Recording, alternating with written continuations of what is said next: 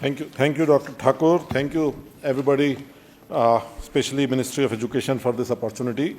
I have been asked to speak on research, innovation, and internationalization. These are three different topics. So I will start with a very basic introduction of my views on education and university. So I feel that more than 200 years back, Angrez had to come to India to exploit us. Today, nobody needs to come to us to exploit us. They can exploit us from distance, economically.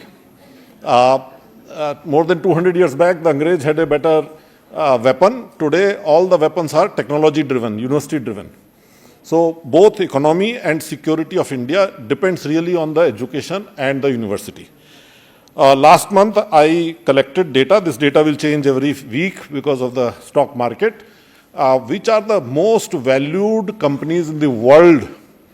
Out of 10, 8 of them are driven by education and university and research and innovation. Except item number 6, Saudi Aramco, which is oil-based, and Berkshire Hathaway, which is an investment company. This data is a little bit dicey because stock market changes.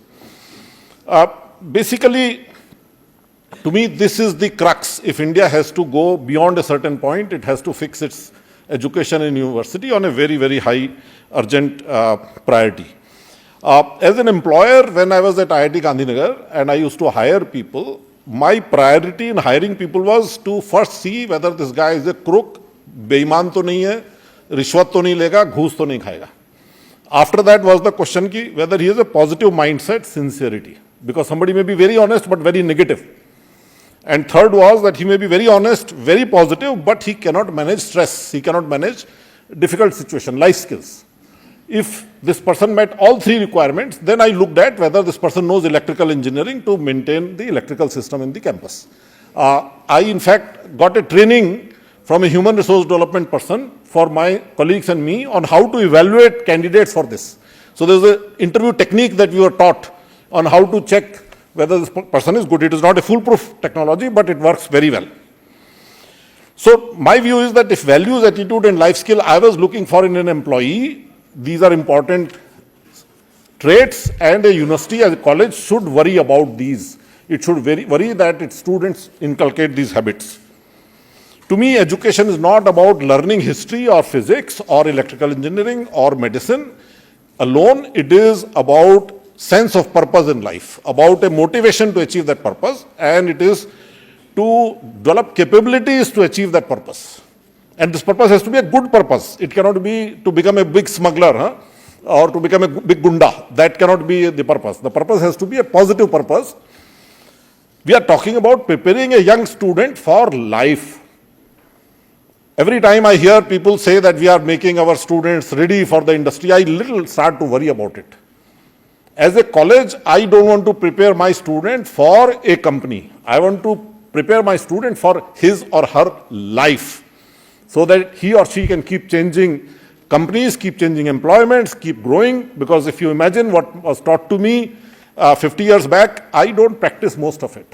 Civil engineering that I was taught, I'm no longer using it most of the time. To me, we in India have been little bit lacking in thinking about why a university exists. To my mind, a university can exist for educating. In that case, there are two modes: large number of students or very high quality education to small number of students. You can't give very high quality of education to a very large number of students in the same university. You cannot do that. Second is impactful research. Research, not number of publications, but impact. And then it can be both. In 1960, California developed a master plan for higher education. And this is something that we must look at very carefully. 65 years back, they said, we cannot give everybody the education of research university. So they created a 3-tier system in California. University of California system, there are some universities, Berkeley, Los Angeles, San Diego, Santa Barbara. They were research universities. They will do masters, they will do PhD, they will do professional degree, law, medicine, and everything. The second was state universities. They are called Cal State St. Louis Obispo, Cal State Long Beach, Cal State Pomona, like that. They are not allowed to give PhD. Full stop. The law does not require Cal States to give PhD. So if I am joining Cal State as a faculty, it is clear that I will not be allowed to guide PhD in Cal State. And finally, they came up with California Community College System, which is not allowed to give a degree, which will give only first 2 years of. And then they created pathways where students who are doing well in California Community College can go to California State University or to University of California. Your students doing well in California State University can go to University of California after 2 years. They created a 60-40 model where you take 600 students in first year and 400 more students come in third year. And my friends in America tell me that quite often the toppers of the class happen to be those who are lateral entry in third year. Right? Now what has happened is that the cost per student is significantly lower in the second year and further significantly lower in the third year. Unfortunately, in our country, we forget that research is very expensive. We have NITs, NITs, central universities, state universities, private universities, affiliated colleges. They are so different in terms of funding, in terms of competence, in terms of infrastructure, research infrastructure, but everybody wants to do exactly the same. Everybody wants to guide PhD now, right? And they are now complaining, they are saying, I don't have lab, what do? I don't have budget for chemistry, biology, or whatever it is. This to me is a very big challenge that our country must handle. The other problem that our academia has is that we, in academia, need what is called shared values. By shared values means that all of us will agree how we will run our system. For example, we may say that we would like to be very lenient in promotion. Everybody will get promoted. And if all of us agree, fine. Or we can say, we will promote only if somebody is meritorious. Now, once we agree that promotion will be only based on merit, you and I can disagree on who is meritorious and who is not meritorious. That disagreement will be there and should be there. Unfortunately, in India, somebody would say everybody should be promoted, and another person would say only meritorious persons will be promoted. And this is about all aspects of it. If you look at IITs and central universities and state universities, there are different values. If you see within IIT system, IITX versus IITY, there is a difference. And if you see same IIT, one director versus another director, everything changes. And it's not about promotion only. It is about cheating in exam. How do you deal with cheating in exam? How do you deal with ragging? How do you deal with misbehavior in the hostel? How do you deal with somebody taking a bribe? How do you deal with somebody abusing the lab facility? Anything. We just don't have shared values. Everybody thinks differently. It is causing a lot of confusion to people. And now, in the lack of shared values, what happens is, if an academic institution decides that we will run it this way, their people come from other places. Their students for postgraduate studies come from other colleges. Their teachers come from other colleges. Their director comes from other colleges. So I will now go to these three verticals that I have been asked to speak on. Research can be for credentials or it is for impact. Credentials means I have 100 papers, my impact factor is 39, and therefore I am a great guy. I spent a lot of government money, public money, poor man's money, and I became great. Whether my research was useful or not, none of your concern. I'm a very privileged person, and you all should have paid through your taxes for me to become great by writing papers. The second is research for impact. My research has changed things that today the traffic in Delhi is better, today the air in Delhi is better, today the buildings in Delhi is better, today water in the Yamuna is better. Good research needs good people. It needs resources, it needs governance and culture, and talent means quality of recruitment, not just recruitment of faculty and students, but also the staff, the person who is cleaning the bathrooms. It has to be on merit, merit and only merit, not based on sifarish. Unfortunately, that is a very big problem today in the country. Retention of talent, how do you keep good people? and diversity. You want different types of people from different ecosystems. You want lots of resources for doing research. Research is expensive. Research is very expensive. It can be very expensive. You need money, you need students, you need staff, you need databases. Just a few minutes back, Mr. Banerjee was being asked about that. You need guest houses and things like that. You need culture. Culture means how the people deal with each other. How the people, without under threat of punishment or disciplinary action, how they react naturally to any situation. That is culture. In one organization, once somebody retires, they will harass him for giving his gratuity. They forget that one day they will themselves retire. That they will forget. No problem. Dimag to hai nahi now, because I have not done a good job in my universities to teach them that. In another organization, the moment you retire, you are given gratuity. Now, this is culture. If Vice Chancellor or somebody in the ministry has to push to give gratuity on time, that's not culture. Governance, how easy it is to buy things, how it is easy to recruit things, how easy it is to admit students. Today, our universities are a war zone for admissions. Why? Because of bad culture and governance.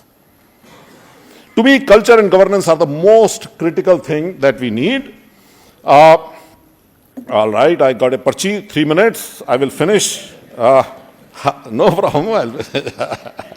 Innovation. Innovation means you solve problems. And there are problems everywhere.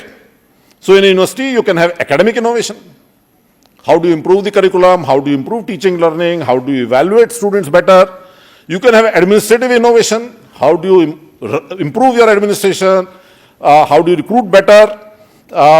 You can have research and knowledge innovation. How do you do better research that will make an impact? You can have social and cultural innovation. How do you take the underprivileged people along? Just for example, in IIT Gandhinagar, when I was the director there, this is the kind of housing that my construction workers were living in, with piped gas, electricity, sewage system.